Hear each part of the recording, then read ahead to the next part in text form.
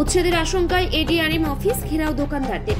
New Jalpaiguri থানার উল্টো দিকের দোকানদাররা উচ্ছেদের আশঙ্কায় বৃহস্পতিবার ADRM divisional railway manager office ঘেরাও করেন। জানা গেছে, রেল কর্তৃপক্ষ ওই অঞ্চলের দোকানদারদের দোকান সরিয়ে নেওয়ার নোটিশ দিয়েছে। এই নোটিশের বিরুদ্ধে ক্ষোভে ফেটে পড়েছেন দোকানদাররা। দোকানদারদের দাবি, তারা দীর্ঘদিন ধরে এখানে ব্যবসা করে আসছেন, তাদের জীবিকা সম্পূর্ণভাবে নির্ভর করে ওই দোকানগুলোর উপর। রেল কর্তৃপক্ষ উচ্ছেদের পরিকল্পনা নিলে তাদের জীবিকা বিপন্ন হবে। ঘেরাওয়ের সময় দোকানদাররা কি জানালেন আরো শুনে নেব। এই তো আমরা এখানে অনেক বছর থেকে আমার বাবা মা বা তারা অনেক 50-55 বছর হয়ে গেছে দোকান করতেছিল ওখানে। আমরা এখানে থাকি, আমাদের থাকারও জায়গা নাই। পিছনে বাড়ির সামনে দোকান করে খাচ্ছি। এখন হঠাৎ করে আমাদেরকে নোটিশ দিচ্ছে, আমরা কোথায় যাবো? আমাদেরকে যদি এখন ভেঙে দেয় তাহলে আমাদের তো রাস্তায় দাঁড়ানো ছাড়া উপায় নেই। ছেলে মেয়ে আমরা কোথায় যাবো? আর আমাদের একটা রুজি রোজগার করে খাচ্ছি। এখন হঠাৎ করে যদি বলে ভেঙে দেয় না, তো আমরা কোথায় গিয়ে দাঁড়াবো? এরকম করে তো মৌখিক ভাবে বলছে, এরকম করে বলছে এখানে ভেঙে দিবে। তার জন্য আমরা আসছি যে যাতে আমাদের যেন এইভাবে যেন আমাদেরকে উচ্ছেদ না করে, আমাদের ব্যবস্থা করে দিতে হবে। আমরা কোথায় যাবো? আমাদেরকে সেই জায়গার ব্যবস্থাটা করে দিবে। এখানে তো 9 করে তো হবে 50-100টার পরে 100-র উপরে দোকান হবে। দোকান ভেঙে দেয় তাহলে কি করবে? দোকান ভেঙে দিলে তো আমাদের রাস্তায় গিয়ে দাঁড়াতে হবে। সেটাই ব্যবস্থার জন্য আসছি।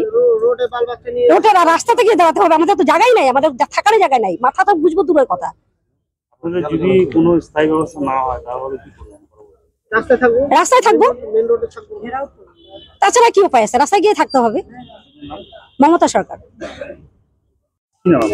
আমার নাম নারায়ণ সাহা, ব্যবসায়ী আমি। এই হসপিটাল মোড় এবং এই থানা সংলগ্ন যে দোকানগুলো, এর ব্যবসায়ী আমি। বিষয় বলতে আমরা এই গত 2 দিন থেকে জানতে পারতেছি যে এই ধরনের ঘটনা এখানে কয়েকটা দোকানকে ওরা মৌখিকভাবে ভাঙার জন্য বলতেছে, ঠিক আছে। কিন্তু নোটিশ, লিখিত কোনো নোটিশ হয় না, কিন্তু মৌখিকভাবে বলা হয়েছে। কিন্তু এখানে 4টা দোকান হোক 10টা দোকান হোক, এবং আমরা প্রত্যেকেই যে আছি সবাই আমাদের সমস্যা একই, ঠিক আছে। এই দোকানের উপরে আমাদের সর্বস্ব নির্ভরশীল। আমাদের রুজি রোজগার সম্পূর্ণ এই দোকান থেকেই আমাদের সংসার চলে, ঠিক আছে। মোটামুটি প্রায় 100 ধরেন, ঠিক আছে। তো এই দোকান যদি আমাদের কিছু হয়ে যায়, আমরা একদম সর্বস্ব নিঃস্ব এবং রাস্তায় বসে ছাড়া আমাদের কোনো গতি নেই। আমরা সেটাই অফিসের বাবুর সঙ্গে কথা বলছি, যেন কিভাবে কোনো একটা সুরাহা করা যায়, যেন আমাদের পেটে লাথি না পড়ে, আমরা যেন রুজি রুটি চালিয়ে যেতে পারি। এটাই আমরা আবেদন করব এবং ওনার সঙ্গে আলোচনার পর বিষয়বস্তু জানতে পারবো কি বিষয়। আমাদের তো কোনো একটা রাস্তা করতেই হবে, নাহলে আমরা কি করব? আমাদের না খেয়ে মরা ছাড়া কোনো বুদ্ধি নেই, কারণ এর উপরেই আমরা সম্পূর্ণভাবে ডিপেন্ডেন্ট। পরিবার জড়িত রয়েছে। 100 দোকান মানে 100 পরিবার। 100 দোকানদার মানে 100 পরিবার। হ্যাঁ, মোটামুটি 100-200 পরিবারের মধ্যে ইনভলভ রয়ে গেছে। আমরা চাইছি যেন আমাদের দোকানগুলো ভাঙা না হয় এবং রেলের অনেক জায়গা রয়ে গেছে, সেইভাবে রেলের যদি কোনো ইসে থাকে সেইভাবে করুক, আমরাও যেন করে খেতে পারি, ঠিক আছে। দীর্ঘদিন থেকে এখানে আছে, এটা না যে 2-4 বছর থেকে আছি আমরা। দীর্ঘদিন থেকে আমাদের পূর্বপুরুষরাও এখানে দোকানদারি করে গেছে। আমরা কোথায় যাব? আমরা এর উপরেই সম্পূর্ণভাবে নির্ভরশীল।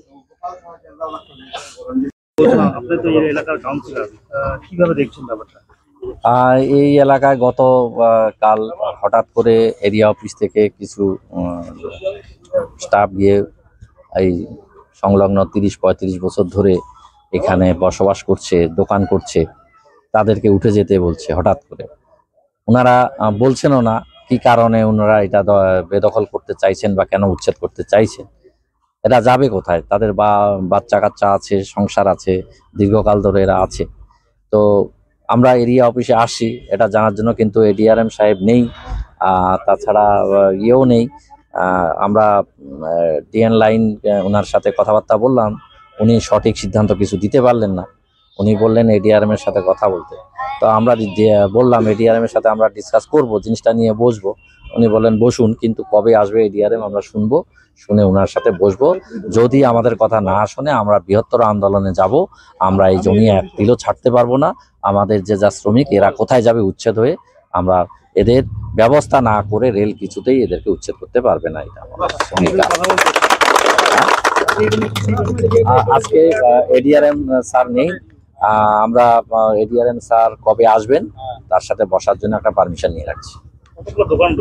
এখানে 35-40টা দোকান তো রয়েছে, তার সাথে বাড়িও আছে, অনেক বাড়ি আছে। তো মোটামুটি ধরুন 100-100-র উপর হবে। আজকে মৌখিক ভাবে বলে গেলেন। মৌখিকভাবে না, আমরা ওরাও- জানতে আসলাম, মৌখিকভাবে একটু বলেও গেলাম আমরা। ওরা যেটা বলছিল ওরাও কিন্তু আমাদের